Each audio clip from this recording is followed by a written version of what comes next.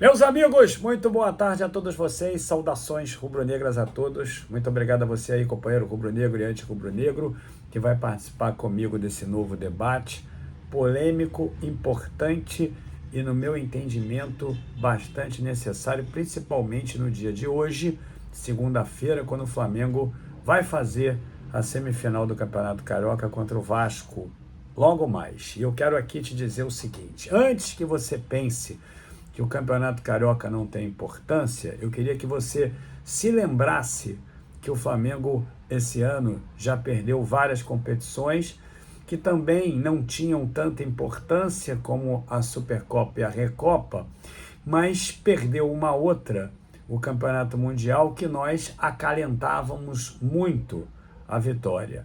E a partir daí, por óbvio, em função de sucessivas perdas, culminando inclusive com a perda da Taça Guanabara na quarta-feira, o Campeonato Carioca passa a ganhar contornos de muita relevância, inclusive porque é a partir daí que nós podemos fazer projeções para o Flamengo dentro de campo, em função da sua performance nas competições mais importantes, é verdade, de um ano corrente.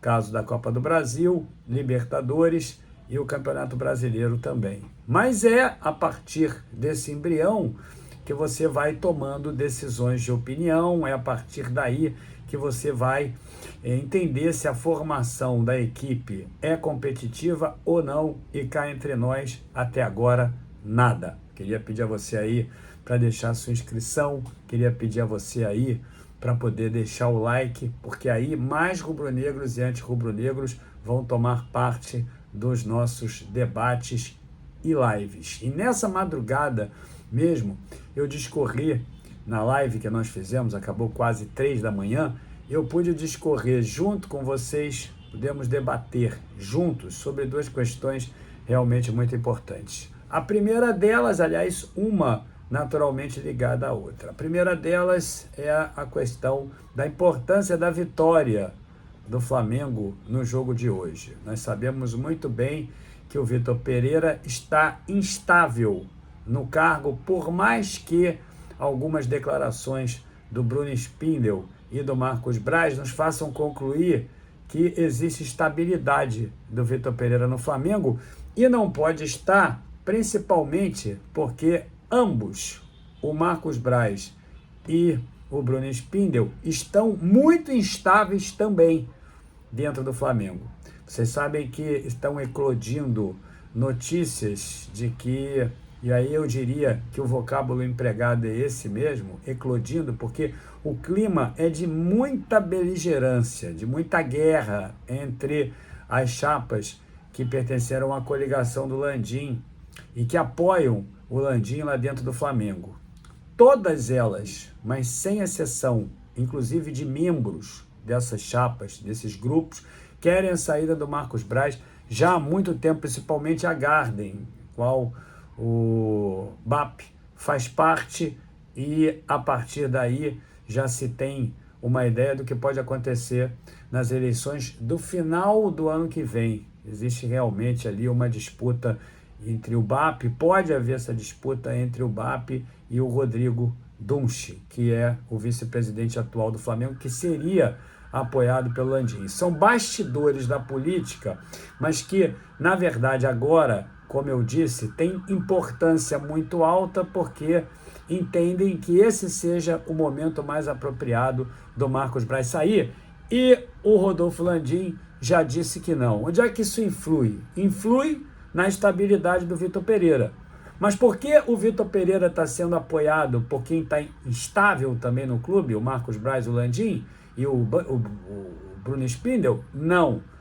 Na verdade, é a própria campanha que o Flamengo faz que torna o trabalho do Vitor Pereira bastante questionável, inclusive até com pedidos também, eu diria, muito graves de saída do treinador ao Rodolfo Landim. Portanto, eu quero dizer a vocês, meus amigos, que esse final de semana na Gávea, onde as pessoas naturalmente se reúnem, foi de bastante tensão e muita pressão também, não do lado de fora com aquele protesto, que também foi importante, apesar de tímido, com poucas pessoas, foi muito importante porque sinaliza à diretoria de que existem insatisfações, ainda que alguns membros da diretoria do Flamengo tenham declarado que não houve nenhuma importância daquele protesto em função de um contingente mínimo de pessoas.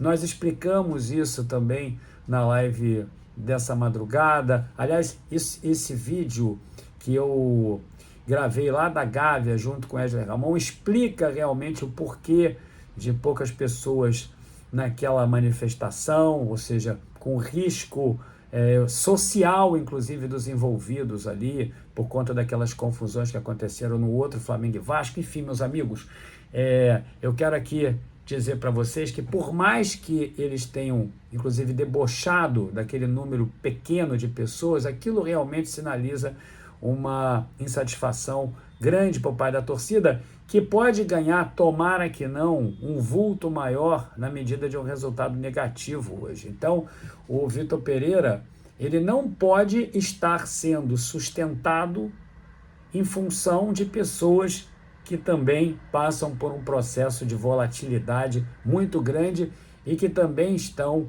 na corda bamba, por mais que o Landim continue sendo fiel aos dois e bancando-os ali no Flamengo. Mas aí tem um momento, companheiro rubro-negro, que a política passa a ser mais forte, aí tem um momento em que a retirada do apoio passa a ser mais emblemática, e aí, por mais que o Landim realmente goste do Marcos Braz, ou que entenda que o trabalho dele seja produtivo, o Landim possa ser obrigado a tomar uma decisão mais austera, principalmente se o Marcos Braz quiser realmente afiançar o Vitor Pereira. Por que isso acontece? Isso acontece porque, de fato, o Flamengo já dispensou vários treinadores, isso causou alguns problemas para os cofres rubro-negros, e a saída do Vitor Pereira, você sabe, vai ocasionar mais problemas ainda, porque a multa do treinador, de acordo com o que divulgaram, é muito alta.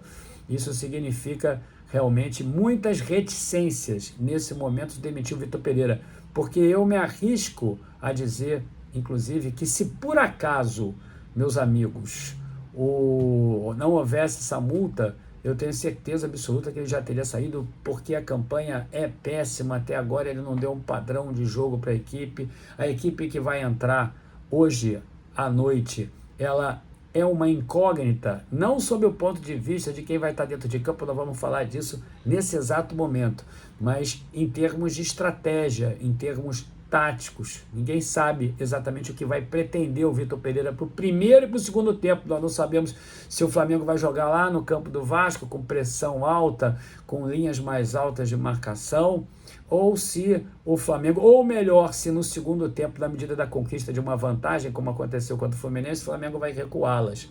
Novamente, o que irritou substantivamente todos os rubro-negros que estavam no Maracanã e que acabou ocasionando, inclusive, a nossa derrota. Então, nós não sabemos qual é o pensamento do Vitor, mas eu sei muito bem que ele tem certeza absoluta que o jogo de hoje é crucial e que essas explicações aleatórias, essas explicações, essas justificativas auspiciosas de que algum dia o Flamengo vai melhorar dentro do campo, não vão durar muito tempo, e ele sabe que ele corre o risco de perder o cargo. Aí você aí, companheiro, que diante de tanta bobagem que o Vitor Pereira fez na quarta-feira passada contra o Fluminense, conjectura de que ele realmente está fazendo de propósito, e eu, no momento de ira, também apresentei esse raciocínio, e eu não o descarto completamente. Você aí, companheiro, precisa entender que, independente de qualquer coisa, por mais que ele ganhe a multa, isso aí é um revés, eu diria, importante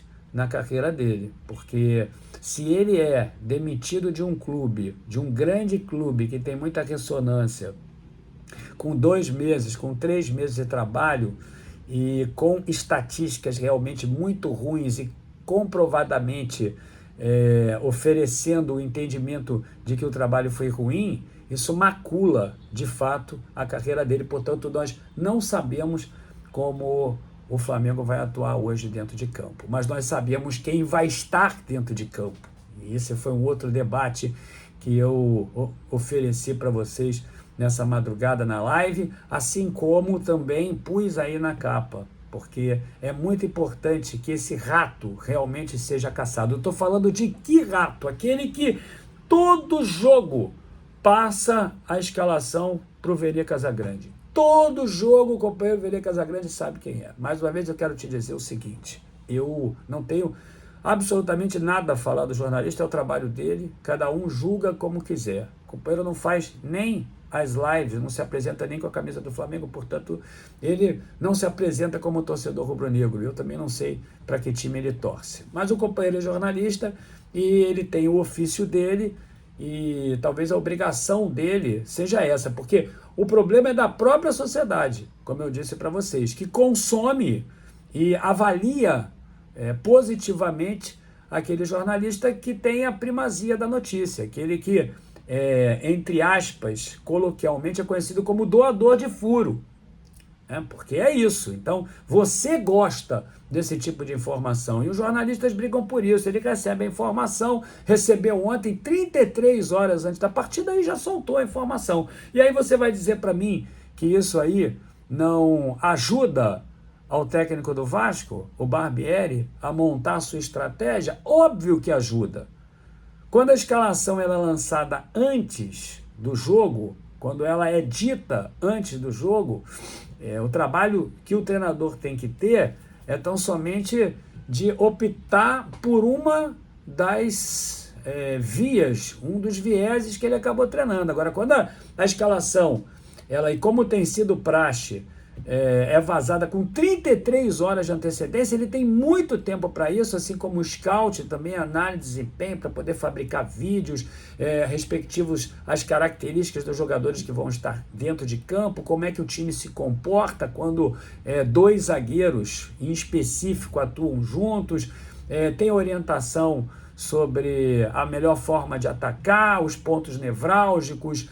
Por exemplo, olha, o Pablo, quando atua com o Rodrigo Caio, costuma se posicionar dessa maneira. O Rodrigo Caio, estou aqui exemplificando, cobre as costas do Pablo em determinadas jogadas, e a partir daí emanam estratégias individuais para os jogadores adversários, assim como também no meio campo, assim também como nas beiradas, assim como no ataque, ou seja, a estratégia toda do time fica comprometida com uma informação como essa. E eu tenho certeza absoluta que esse rato precisa ser caçado. E aí o companheiro Mauro César, me parece hoje pela manhã, me parece não, ele disse isso, que o rato já havia sido caçado, que ele sabe quem é, que é um rato muito conhecido, porque eu considero um cara desse um traidor.